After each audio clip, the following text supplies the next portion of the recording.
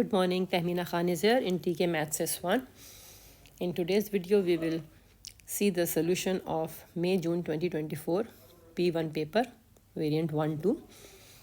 So this is question number 1. It is about the coefficient of x square in the expansion of 1 minus 4x power 6 and coefficient of x square in the expansion of 2 plus ax power 5. And the relation between two is that first one is 2 times of the other one. So we will find the coefficient of x square in this binomial and we'll find the coefficient of x square here. Then this coefficient of x square will be equal to 12 times the coefficient of this square. Okay, so now let's find out the coefficient of x square of this term and this binomial. So I'm applying the formula to find the individual term. So x square, because x is only present here, I will apply straight away the formula and get this term. It is written in purple. 240 is the coefficient of x square for this binomial. Now I will do it for this and I got 80a square. You can see the formula here. Now the relation is that this is equals to 12 times of this. So I have written here. And I got a is equals to 1 over 2. Right? So now you have to describe fully a sequence of transformation. So 5 marks. Distribution of marks we'll see in the marking scheme. So if you see here, there are 3 things happening. When it is inside the bracket, x minus 3, it means it is transformed to the right by 3 units. Then it is 4. I'm doing stepwise here. You can say step 1, 2, 3. So it is a stretch along y-axis by the scale factor 4. And then in the end minus 8. So there is a vertical shift of 8 unit downward. So we know here the transformation functions, the order it is followed, exactly the one which I have told you, right? Reflection is not part in this question. Otherwise reflection comes before vertical shift. Now let's see question number 3, which is show that the equation 7 tan theta divided by cos theta plus 12 equals to 0. And you have to express this into this form. So it's an easy question. So you can see step here. I have just substitute tan theta by sin theta over cos theta. And after that algebraic manipulation type. And then here I have identity, applied identity. Did I? Yes, I did. Cos squared theta is 1 minus sin squared theta. Right? So now next part of the question is saying solve it. You can see here. So in place of this, I will write down this expansion which I have gotten because it's a quadratic equation. I mean the quadratic form, right? So after that, I will factorize it. And this one we all know is not possible. So we will write rejected or not possible. And for the other one, we will solve it by the using ASTC method. You know that, right? So let's come to question number 4. The function f is defined as follow. Find an expression for f inverse x. So you can see here the simple method, put the function equals to y and make x a subject. And after that replace x by y and y by x. So I hope there is no confusion in it. It's a straightforward question. Then part 2. Here if you see fx is given for the domain x greater than 1. Now, in this question, the diagram shows the graph of y is equals to g of x. Now, if you see here, this curve equation is same. No, that was the part 2. Sorry, I'm mixing up 2 things. So anyway, so g of x is given to you 1 divided by x square plus 2 for x belongs to real number. And you can see the shape of the curve here. You have to find the range of g. Range of g mean values of y. Right? To make the question easy, the what it is called sketch is here for you. So you can see the highest point is this and the lowest point will be this 0, which it will never be touched. So it will be your asymptote basically, because every time we will plug in the value of x, it is 1 divided by something, right? And as you increase the value of x, the denominator keep increasing and overall this keep decreasing. So that's why value will always be more than 0. So that's why you will write the range, because this is my range. The range is greater than 0 But what is this value? How will you get it? Simply put x equals to 0 in it, right? So when you will put x0 here, 0 square is 0 plus 2, half. So that's why this will become your range. Can you notice I have not put equals to symbol here, right? Because it will never touch 0. So these are the little things which you will always take care. Now let's go to the part C. Part C I have solved by two methods, because students think differently. So I have solved here by both methods so that you can connect or expand your knowledge. The function h of x is defined by this. The same was the function g, but there the domain was given to you real number, right? But now it is saying x greater than 0. It means this side of the graph, okay, which I have highlighted with the red color. So this is the equation we have to solve. H of f of x is equals to f of 25 over 16. Now function f was given to you in part 1. I am simply substituting 25 upon 16 in it, and I got here, if you see here, I am getting here 5 minus 4, 1 upon 4. So basically the answer of this part is equals to 1 over 4 that I have figured out, and I am writing it on the this side. If you see later on, it is 1 over 4. Okay. Now the left hand side, which is h of f of x, is a composite function. So one method is that you substitute the function f of x, which is this, in h. And where is h? Here. So in this place you substitute here. This is exactly what I have done here, you can see. And then you simplify the equation. I'm expanding it by algebraic method a minus b whole square. And after that I did cross multiply here. And then I solved the equation. This will take the form of the disguised quadratic equation. And I solved here. I got the two values of t.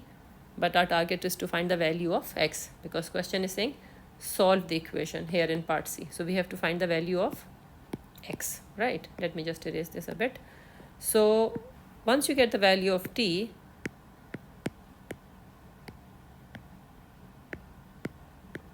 okay, so after that you will plug it back in the substitution you have taken here. So I'm substituting it back here, and I got here, you see here, this one, if you see here, I'm further simplifying it. You will have a calculator. The steps I am showing just to explain it to you, but otherwise using the calculator you will get immediately these answers, so your time can be saved. So now these two values of t I will substitute back in the substitution which I have taken initially to get the value of x. So left hand side, if you see first, it's fine, and I'm getting x value 3 plus 2 root 2. Now don't forget here that your inside function is h of f of x, and the domain of x was given to you greater than or equal to 1, or just greater than 1. Just a minute, greater than 1. Okay, so the value of x was given to you here is greater than 1. Okay, so now when I solved here by this method, I got 3 plus 2 root 2, which is greater than 1. But when I try from this side, I got value less than 1, so I will reject. So this is not my answer. Why did I write immediately here? Because at a glance I can see here at this stage, if I write here root x minus 1 is equals to minus root 2. So it is wrong, because if you will take any value of x greater than 1, you can never get the answer negative. So I immediately got the idea here, it should be rejected. But I kept showing you that how will you ensure? I mean, if you're not understanding, then how can you go till last? Anyway, second method is, in the first method we saw that f of 25 over 26, not 26, sorry, 16, is 1 over 4, right?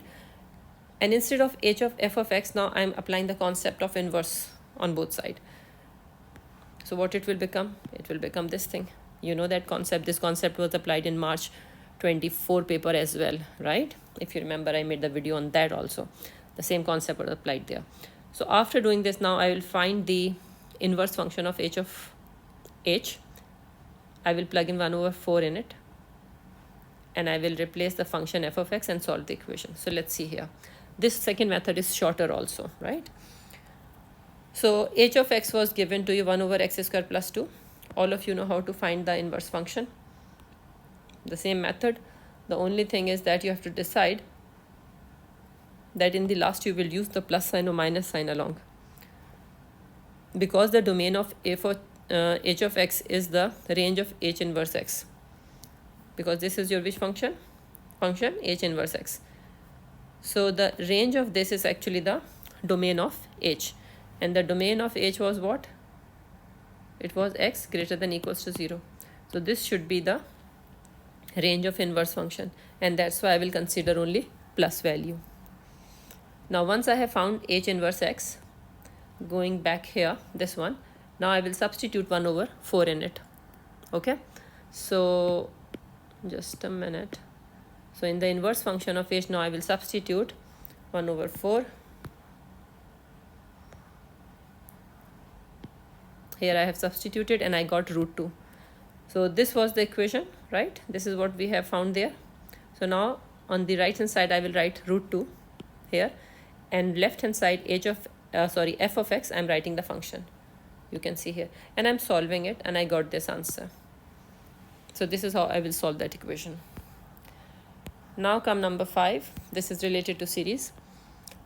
So this was only that here they have given trigonometric function. So the first term is tan theta and the second term is sin theta. It is arithmetic progression. So I have written here a plus d second term, or a is the first term. To find the difference, what do? We subtract the two terms. So my difference is sin theta minus tan theta. And after that he is saying find the sum of the 40 terms in the progression. So I'm simply applying the formula, substituting values and expanding it. And question is saying theta is pi by 4. So I'm plugging in that value in it. And I got the answer minus 740 plus 390 root 2. Question was saying give the exact answer, so that's why you will leave it like this. Okay. And what you will remember here, mode of the calculator should be what? Radian, absolutely. Right. So mode of the calculator you have to select carefully. Okay. Then second part of the same question is find the sum to infinity of the progression in terms of theta. Now this time the same terms tan theta and sin theta are considered as geometric progression, first and second term. So here again I have written the general geometric progression. This is your term 1 and this is your term 2. And for r, what do? Divide second term, divide by first term. So here I am dividing it on the right hand side to show you. If you see this side, I will end up at r equals to cos theta. Right? I have to find the sum of infinity. The formula is here. So I am substituting the values and I got this answer.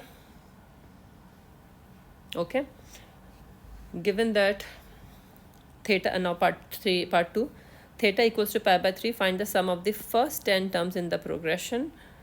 Give your answer correct to 3 significant figure. So it is talking about the same part here. Same part, it has b1, b2. So now you are applying the formula for the sum of the finite terms, a 1 minus r power n 1 minus r, and I'm substituting the value, doing nothing else, using the calculator, and I got the answer in 3 significant figure, 3.56.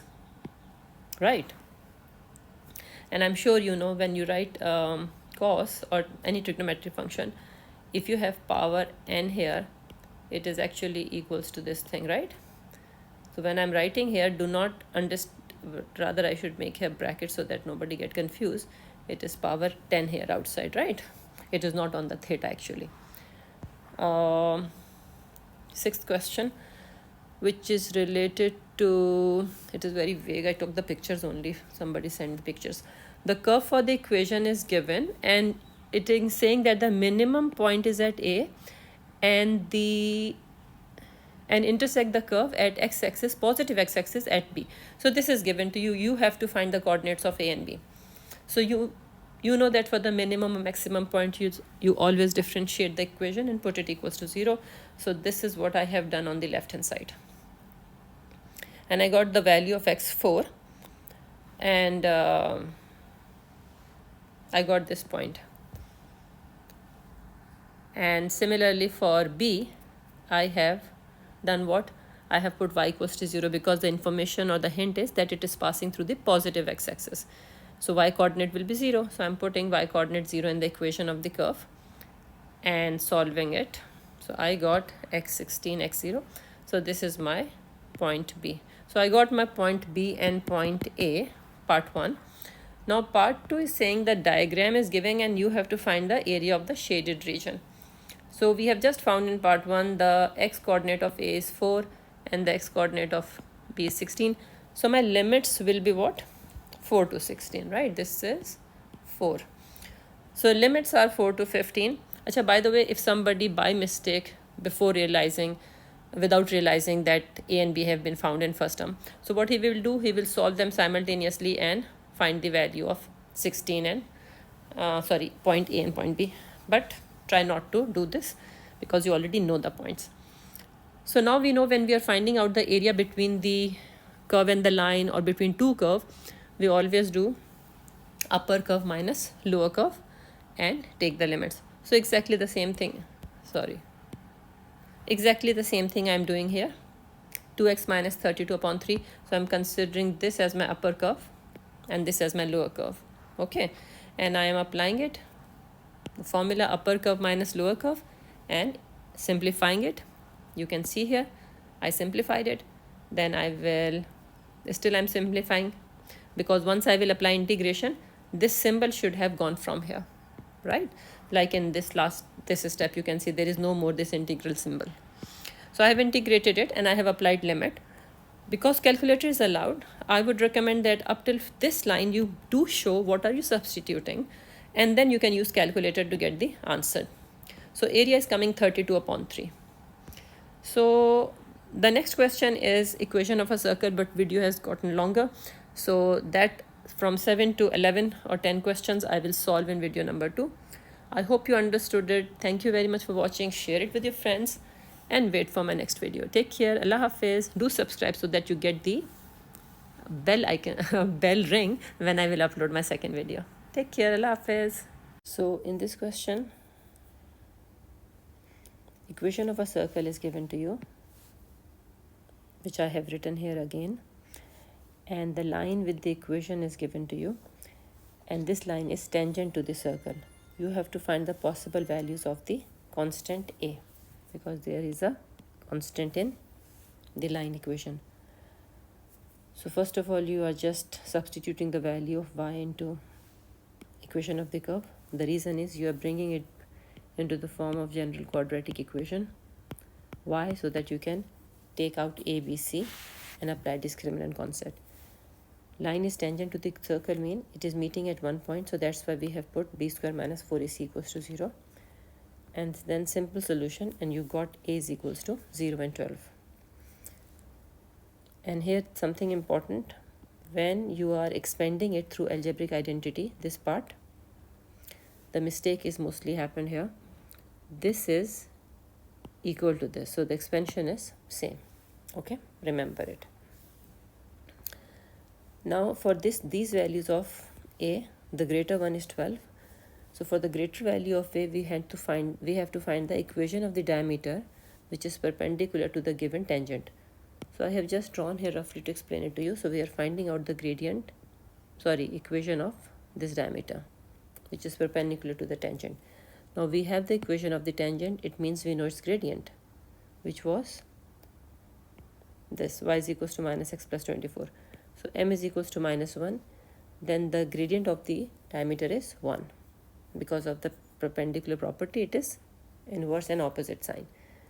And the point which is the center of the circle will be lying on the diameter, which we can take from the equation of the circle given to us. And 12 we have just found, right? So now you have found the equation of the diameter, which is here.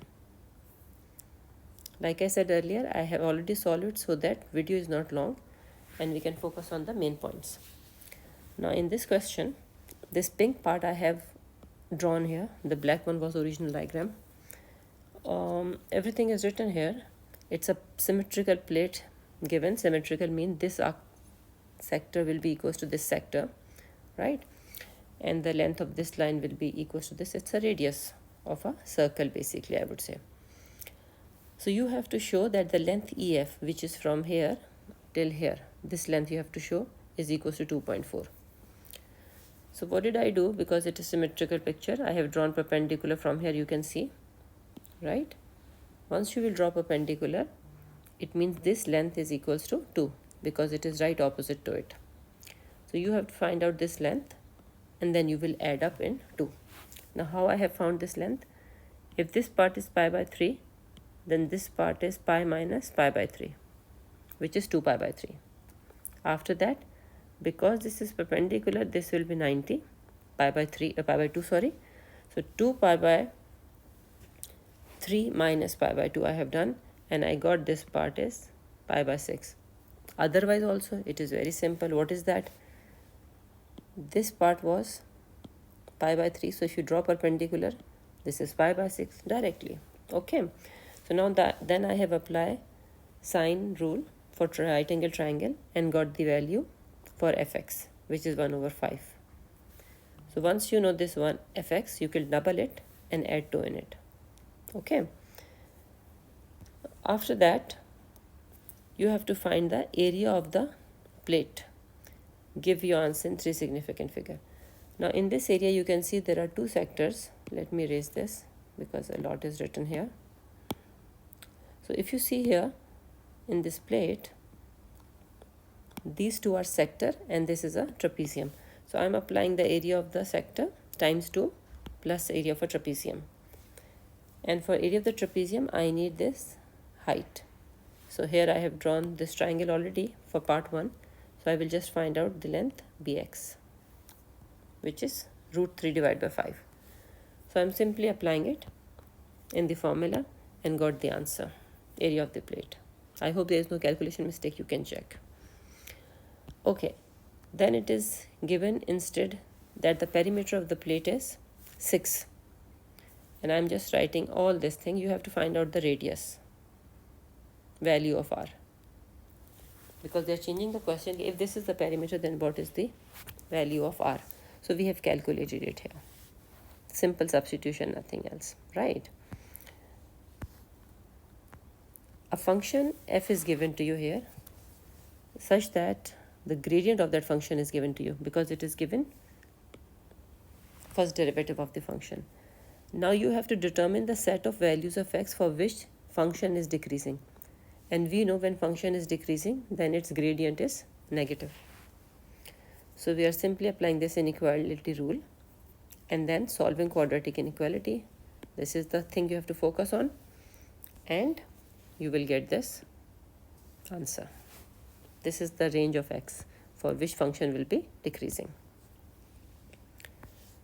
Now when it is given in this form, f of 1 equals to minus 1, it means your x is 1 and your y is minus 1. So it is a simple integration question. You have to find the value of f of x. So I'm integrating this function and substituting x1, y minus 1 in it, right? Because this means y. So after substitution you got c and then you can get the equation, right? Then it is last question, 10. Equation of a curve is given to you for the domain x less than 5 by 2. I have just done it roughly here, the sketch for the visualization, right? It is always recommended. If you do it, you can understand the question better. And this is related to rate of change question. A point P is moving along the curve. So if this is my curve, which I have drawn here roughly, so point P is moving on it, right? In such a way that y coordinates of P is decreasing at y 5 unit per second. What does it mean? dy over dt equals to y. I have written minus 5 because it is decreasing. And you have to find the rate of x. The rate of x means you have to find dx over dt when it is increasing. So we can see here as y will decrease, this is the value of y. So value of x is increasing, you know, because x is increasing in this direction. So this is the meaning of the question. At what point? When y is 32. So if y is 32 somewhere here, what is the value of rate of change at that point? So I'm trying to find out first of all the corresponding value of x. So substitute this value of y in the equation of the curve. I have done it here and I found the value of x equals to minus 2. After that, applying the rate of change of concept, dy over dt equals to dy over dx into dx over dt. This is given to you. First of all, I am finding out this separately. What is dy over dx? I have shown here. You can see here simple differentiation and I got -9. Then I'm substituting values here and here. This is -9 and this is -5 given to you in the question. So here I have found and got dx over dt. Now in part B, the point A on the curve has y coordinate 32. Just a minute. Y coordinate is 32.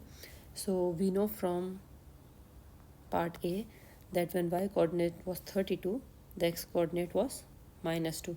So we know point A. This means we have the information of point A. What else is given to us? The point B is on the curve such that its gradient is -3. So roughly sketching here for you, suppose this is point A and this is point B. We don't know the point, but we know the gradient here because the gradient of the curve is equals to the gradient of the tangent at that point, right? So it means if I differentiate the equation of the curve, dy over dx at this point B is -3. So what you will get from here? The coordinate of x and y. So you will differentiate it, which you have already differentiated in the above part. You can get the equation from there and put the gradient -3, get the value of x. And to get the corresponding value of y here, you will use the equation of the curve again and substitute x2 in it. So when you substitute x2, y is equals to 6. Okay. So now you have point A and B. And you have to find out what? The perpendicular bisector of it. Now you have the 2 points A and B. I mean, they are on the curve like this, but you have to find the perpendicular bisector of AB. So now it is a straight away coordinate geometry question. So you can find out the gradient of AB, and for the perpendicular it will be reciprocal and opposite sign. Then you will find out the midpoint of AB here and then find out the equation of the perpendicular bisector. So I hope you understood it. Please press like and subscribe button. If there is any calculation error, plus minus, you can check and can identify.